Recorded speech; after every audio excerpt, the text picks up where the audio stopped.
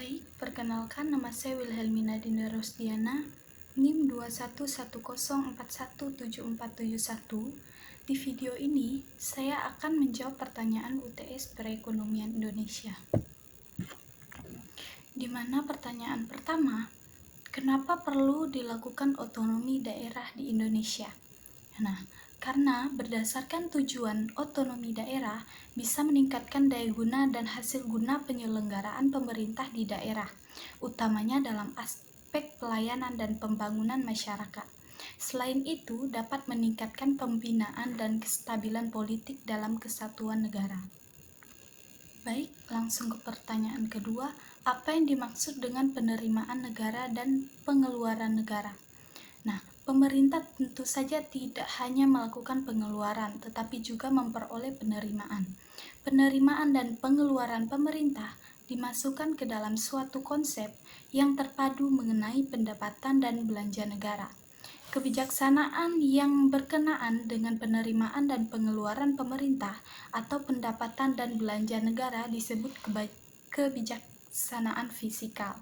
Nah, pengeluaran negara sendiri adalah pengeluaran pemerintah yang menyangkut pengeluaran untuk membiayai program-program di mana pengeluaran itu ditujukan untuk mencapai kesejahteraan masyarakat secara keseluruhan.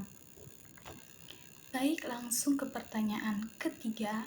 Bagaimana indeks pembangunan manusia atau IPM yang baik menurut Anda? Nah, indeks pembangunan manusia atau IPM mengukur capaian pembangunan manusia berbasis sejumlah komponen dasar kualitas hidup. Nah, sebagai ukuran kualitas hidup, IPM dibangun melalui pendekatan 3 dimensi pasar. Dimensi tersebut mencakup umur panjang dan sehat, kemudian ada pengetahuan dan kehidupan yang layak.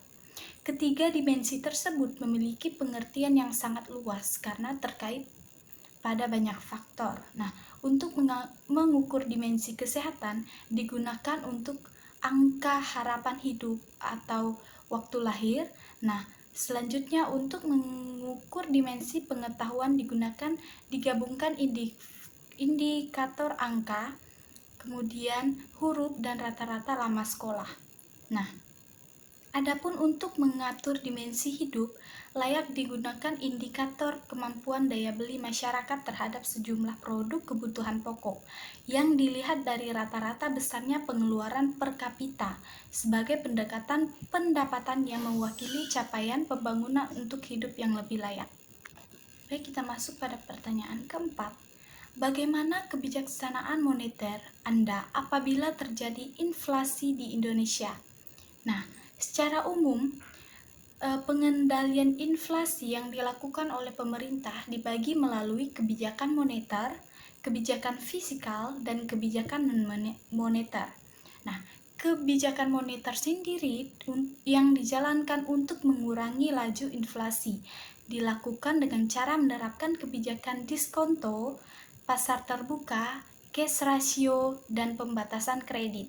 Nah, sementara itu, kebijakan fiskal dan kebijakan dalam mengatur pengeluaran dan pemerintah yang mengatur perpajakan.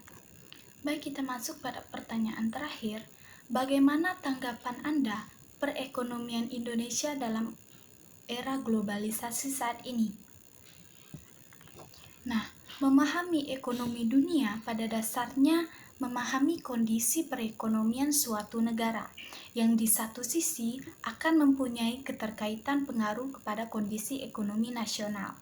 Ekonomi dunia atau ekonomi yang umumnya mengacu pada ekonomi yang didasarkan pada ekonomi semua negara di dunia. Ekonomi dunia juga dapat dianggap sebagai ekonomi komoditas dan dunia ekonomi. Sekalipun modernisasi ditandai dengan kecepatan arus informasi, globalisasi dan ekonomi digital tidak akan pernah dapat terlepas oleh pengaruh besarnya teknologi. Nah, keampuhan teknologi itu kemudian mendulang sukses mengintegrasikan tradisi perdagangan yang bersifat abstraksi, kemudian berubah ke dalam bentuk yang lebih sempurna, yaitu universal dan spasio-temporal atau menembus ruang dan waktu. Kemudian inovasi tidak lagi terbatas pada sektor teknologi tinggi. Nah, namun lebih jauh saat ini telah menjadi fenomena global yang mempengaruhi semua sektor kehidupannya. Kemudian gempita yang dunia melalui berbagai forum tidak hentinya mempromosikan era baru globalisasi yang terafirmasi dalam aliran data dan informasi yang menghasilkan lonikian pendapatan ekonomi menggiurkan. Nah, bagaimana sebuah informasi itu mampu menggerakkan perdagangan barang melalui transmisi arus informasi atau gagasan arus data tersebut, kemudian mendeterminasikan penggerakan barang, jasa, keuangan, dan manusia melalui phase baru yang didefinisikan oleh arus daripada perdagangan barang dan jasa yang pada sebelumnya, yaitu ekonomi komoditas lokal yang menciptakan ekonomi dunia. Nah, masalah ekonomi makro membentuk dasar untuk menilai sejauh mana kondisi globalisasi ekonomi saat ini di dunia dan dinilai dalam hal pertumbuhan ekonomi dan pengangguran dan inflasi. Baik, mungkin itu saja yang dapat saya sampaikan. Terima kasih.